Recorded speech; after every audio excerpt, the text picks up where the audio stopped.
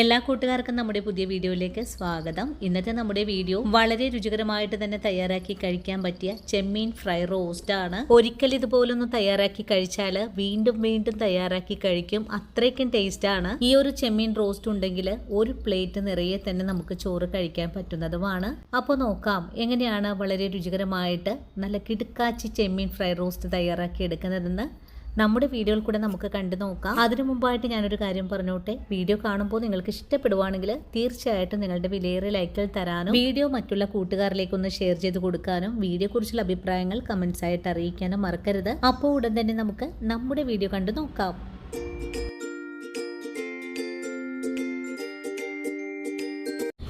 ഇനി നമുക്ക് ചെമ്മീൻ ഫ്രൈ തയ്യാറാക്കാൻ തുടങ്ങാം. ഇതിനായിട്ട് ഞാനിവിടെ 1/2 കിലോ അളവിലാണ് നാരൻ ചെമ്മീൻ കഴുകി വൃത്തിയാക്കി ഇതിന്റെ ഉള്ളിലെ ആ ഒരു കുടലെല്ലാം ഒന്ന് വലിച്ചെടുത്ത് കളഞ്ഞു വെച്ചിരിക്കുവാണ്. ഇനി നമുക്കിതിലേക്ക് ഒരു മാരിനേഷൻ ഉണ്ട്. മാരിനേഷൻ ചെയ്തെടുക്കുന്നതിനായിട്ട് ഒരു 1/4 ടീസ്പൂൺ അളവില് കാശ്മീരി മുളക് പൊടി, 1/2 സ്പൂൺ അളവില് എരിവെള്ള മുളക് പൊടി, ഒരു തണ്ട് കറിവേപ്പില, ചെമ്മീന് ആവശ്യമായ ഉപ്പ്, 1 സ്പൂൺ അളവില് വിനാഗിരിക്ക് പകരമായിട്ട് നിങ്ങൾക്കിതിലേക്ക് നാരങ്ങാ നീര് 1/2 മുറി ചേർക്കാവുന്നതാണ്. ഇനി നമ്മുടെ കൈ ഉപയോഗിച്ച് നല്ല പോലെ ഒന്ന് കുഴച്ചെടുക്കാം. കൂടുതൽ വലിയ ചെമ്മീനാണ് ഉള്ളതെങ്കിൽ ഒന്ന് ചെമ്മീനിലേക്ക് കുറച്ച് വര ഇട്ട് കൊടുത്തതിന് ശേഷമായിരിക്കണം നമുക്കിതുപോലെ ഒന്ന് കുഴച്ചെടുക്കേണ്ടത്. ചെമ്മീൻ നല്ലപോലെ കുഴച്ചു കഴിഞ്ഞാൽ ഒരു 10 മിനിറ്റ് നേരത്തേക്ക് നമുക്ക് റെസ്റ്റ് ചെയ്യാൻ വെച്ചു കൊടുക്കാം. ചെമ്മീനിലേക്ക് മസാല എല്ലാം പിടിച്ചു കിട്ടുന്ന സമയം കൊണ്ട് നമുക്കിതിലേക്ക് ആവശ്യമായ ഒരു 100 ഗ്രാം അളവില് കൊച്ചുള്ളിയും അതുപോലെ ഒരു 4 പച്ചമുളകും ഒരു ചെറിയ കഷ്ണം ഇഞ്ചിയും എടുത്തിട്ടുണ്ട്. ഇതൊക്കെ നമുക്ക് ക്ലീൻ ചെയ്ത് ഒന്ന് കട്ട് ചെയ്ത് കൂടെ വെക്കണം. കൂടെ തന്നെ നമ്മുടെ ചെമ്മീൻ ഫ്രൈയിലേക്ക് 2 പീസ് നാളികേര കൊത്തുകൂടെ ഞാനിവിടെ എടുത്തിട്ടുണ്ട്. ഇതും ഒന്ന് ചെറുതായിട്ടൊന്ന് കട്ട് ചെയ്ത് വെക്കണം.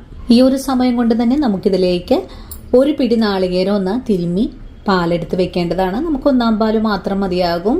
ഒരു 1/2 ഗ്ലാസ് വെള്ളം ഒഴിച്ചു കൊടുത്തിട്ടാണ് ഇതൊന്ന് പിഴിഞ്ഞെടുക്കേണ്ടത്. അങ്ങനെ നമ്മുടെ ചെമ്മീൻ മസാല പുരട്ടിയിട്ട് ഇപ്പോൾ ഒരു 10 മിനിറ്റ് കഴിഞ്ഞിട്ടുണ്ട്. ഇനി നമുക്ക് ഈ ചെമ്മീൻ ഒന്ന് വറുത്തെടുക്കാം. ഇനി നമുക്ക് ചെമ്മീൻ വറുത്തെടുക്കാനുള്ള ചട്ടിയിലേക്ക് കുറച്ച് വെളിച്ചെണ്ണ ഒഴിച്ചു കൊടുക്കാം. ഇപ്പോൾ എണ്ണ നന്നായിട്ട് ചൂടായി വന്നിട്ടുണ്ട്. ഇനി നമുക്കിതിലേക്ക് ചെമ്മീൻ ഫ്രൈ ചെയ്യാൻ ഇട്ട് കൊടുക്കാം.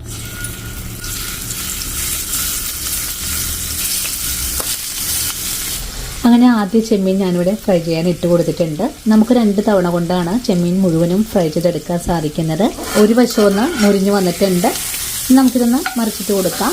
ചെമ്മീനിലേക്ക് മസാല പുരട്ടിയപ്പോൾ മഞ്ഞൾപ്പൊടി ചേർത്തിട്ടില്ല. അതുപോലെ ചെമ്മീൻ ഫ്രൈ ചെയ്തെടുക്കുമ്പോൾ ഓവറായിട്ട് കുക്ക് ചെയ്തെടുക്കരുത്.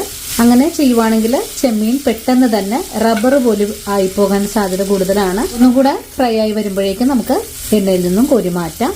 ചെമ്മീൻ ഇപ്പോൾ 2 വശവും ഒന്ന് മുരിഞ്ഞു വന്നിട്ടുണ്ട്. ഇനി നമുക്ക് ചെമ്മീൻ ഒന്ന് കോരി മാറ്റാം. അങ്ങനെ ചെമ്മീൻ ഇവിടെ ഫ്രൈ ചെയ്ത് മാറ്റിയിട്ടുണ്ട്. അടുത്തത് നമുക്ക് ഇതുപോലെ തന്നെ ഫ്രൈ ചെയ്യാൻ ഇട്ട് കൊടുക്കാം. ചെമ്മീൻ ഫ്രൈ ചെയ്ത് മാറ്റുമ്പോൾ ഇതിന്റെ ആ ഒരു മസാല കൂടെ നമുക്ക് കോരി മാറ്റേണ്ടതാണ്.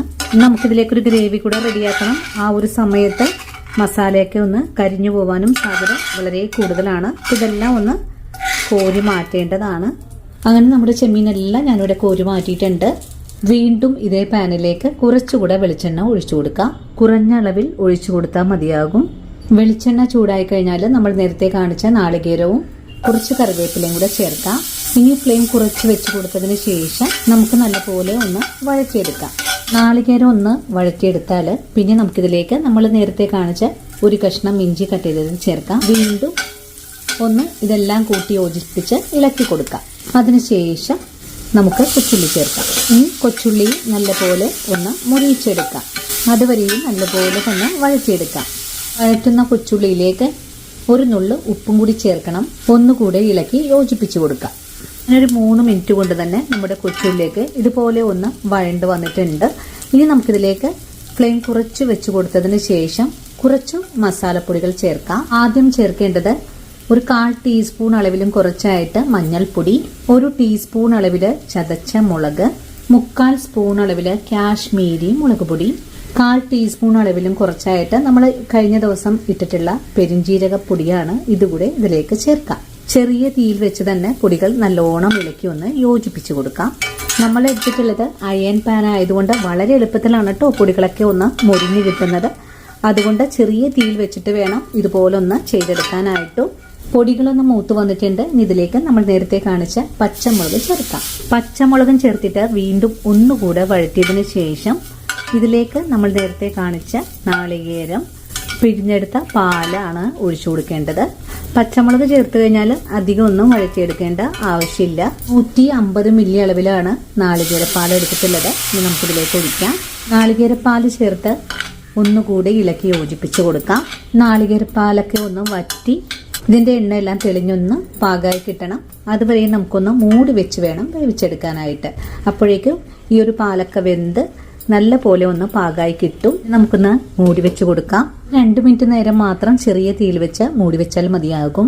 2 മിനിറ്റിന് ശേഷം നമുക്ക് ഈ മൂടി ഒന്ന് തുറന്ന് നോക്കാം. ഇപ്പോൾ നമ്മുടെ നാളികേരപ്പാലിൽ നിന്നും എണ്ണയെല്ലാം തെളിഞ്ഞ് നല്ല വറ്റി വരുന്ന പാകത്തിലേക്ക് ആയി വന്നിട്ടുണ്ട്. ഇനി ഒന്നുകൂടെ നമുക്ക് ഫുൾ ഫ്ലെയിമിലേക്ക് മാറ്റിയിട്ട് ഒന്നുകൂടെ വറ്റിച്ചെടുക്കാം.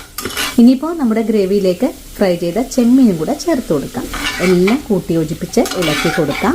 ചെമ്മീനിലേക്ക് മസാല ഒന്ന് പിടിച്ചു കിട്ടാനായിട്ട് 1 മിനിറ്റ് നേരം കൂടെ നമുക്ക് മൂടി വെച്ച് കൊടുക്കാം. ഇനി മൂടി തുറന്ന് നോക്കാം. ഇനി നമുക്കൊരു സെർവിങ് പ്ലേറ്റിലേക്ക് സെർവ് ചെയ്യാവുന്നതാണ്. അപ്പോൾ വളരെ രുചികരമായിട്ടുള്ള ചെമ്മീൻ ഫ്രൈ റോസ്റ്റ് ഇവിടെ റെഡി ആയിട്ടുണ്ട്. ഇതുപോലൊന്ന് നിങ്ങൾ ഇതുവരെയും തയ്യാറാക്കി നോക്കിയിട്ടില്ലെങ്കിൽ തീർച്ചയായിട്ടും നമ്മുടെ ഈ ഒരു വീഡിയോ കണ്ടതിന് ശേഷം തയ്യാറാക്കി നോക്കാൻ മറക്കല്ലേ. അതുപോലെ വീഡിയോ കണ്ട് ഇഷ്ടമായിട്ടുണ്ടെങ്കിൽ നമ്മുടെ പേജ് ഒന്ന് ഫോളോ ചെയ്ത് നമ്മുടെ ഫാമിലിയിൽ മെമ്പർ ആകാനും മറക്കല്ലേ. അപ്പോൾ ഇനി നല്ലൊരു വീഡിയോ ആയിട്ട് നാളെ കാണാം. അതുവരെയും ഒത്തിരി സ്നേഹത്തോടെ വീണ്ടും കാണാം.